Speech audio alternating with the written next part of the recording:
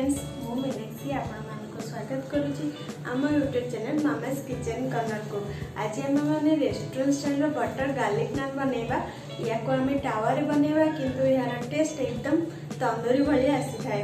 जदि आपण मैंने आम चैनल को पर्यटन सब्सक्राइब करना तेज शीघ्र सब्सक्राइब कर चैनल तो स्टार्ट करवा आज रेसिपी बटर गार्लिक नान आ घरे ही रेस्टोरेंट फूड को एंजॉय कर। एठी मु 2 कप मैदा नहीं एतिर आम स्वाद अनुसार लुण देबा 1 टेबल स्पून चीनी देबा और हाफ कप मु एथिरे दही देबी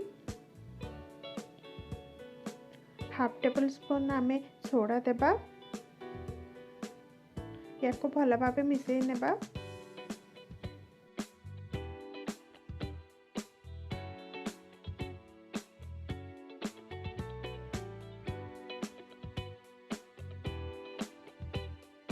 एबे मु उषुम क्षीर देकी या को भल भाव चटनी नेबी। क्षीर रे चटवा द्वारा भल टेस्ट आसी थाए। आपण चाहिए क्षीर बदल रे पानी भी यूज कर परिबे। या को 4 ରୁ 5 मिनिट एभली भल भाव दली नेबे। देखंतु मो डोटी पूरा पूरी रेडी हो गलानी। मु या को भल से घोड़े देबी आ आधा घंटा रेस्ट करबा को देबी।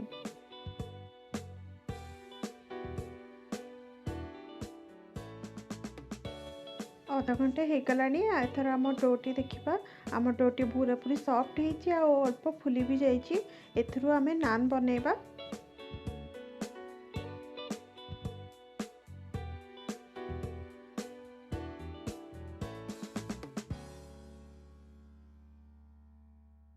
मैदा देकी आम बेलिबा स्टार्ट करबा। या को बहुत मोटा करबानी।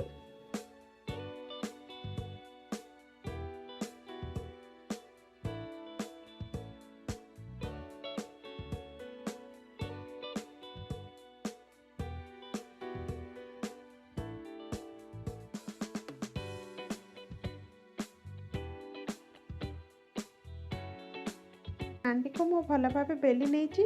एथिरे आम किछि छोट छोट कटा होइतिबा गार्लिक देबा किछि धनिया पत्र आउ किछि कला जीरा देबा। को थारे भल भाव बेली नेबा पुणी लोटे की पुणी थारे बेली नेबा।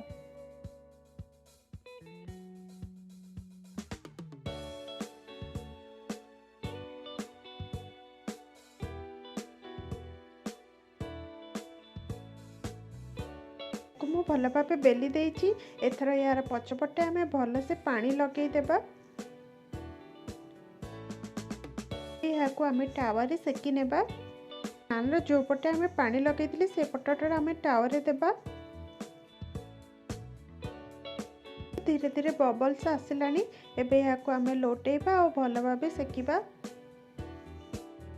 जो पटटी हेइनी हमर भल भाव सेकी नेबा।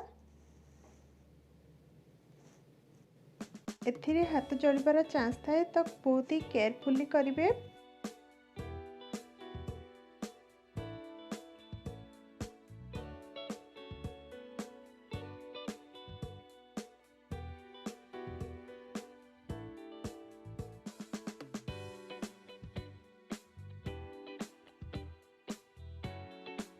आमर नान एथर हो गलानी। एथर आमे बटर लगेबा। एथिरे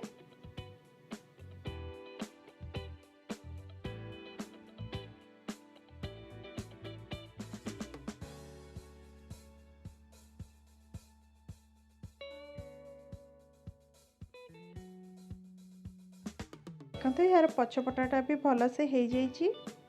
आम प्लेट को बाहर कर नेबा। एबे मु आपण मानको आउ गोटे बने की देखेबी। किछि मैदा देकी प्रथमे बेली नेबा।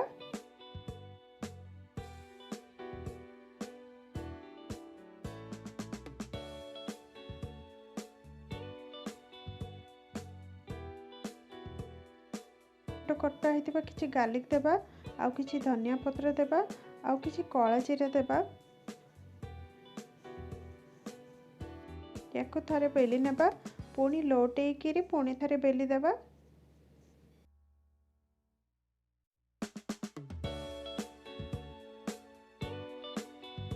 एबे भल भाव पानी लगे देबा।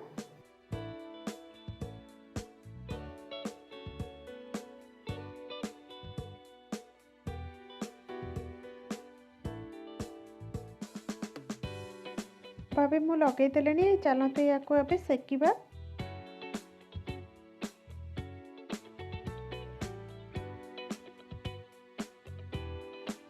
ଧୀରେ ଧୀରେ ବବଲ୍ସ ଆସୁଛି। ଏବେ ୟାକୁ ଲଉଟେଇକି ସେକିବା।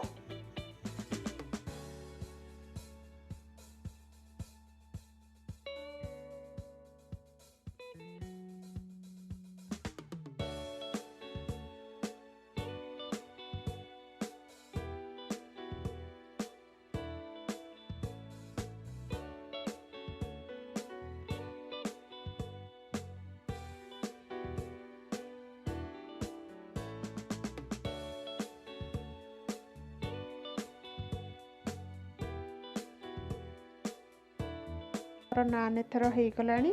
ଏଥିରେ ଆମେ ବଟର ଲଗେଇଦେବା।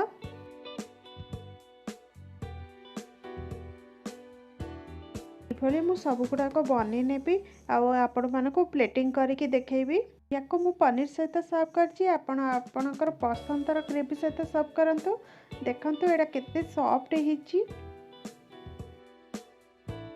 এই ରେସିପିଟି ଆପଣମାନଙ୍କୁ ନିଶ୍ଚୟ ଭଲ ଲାଗିଥିବ।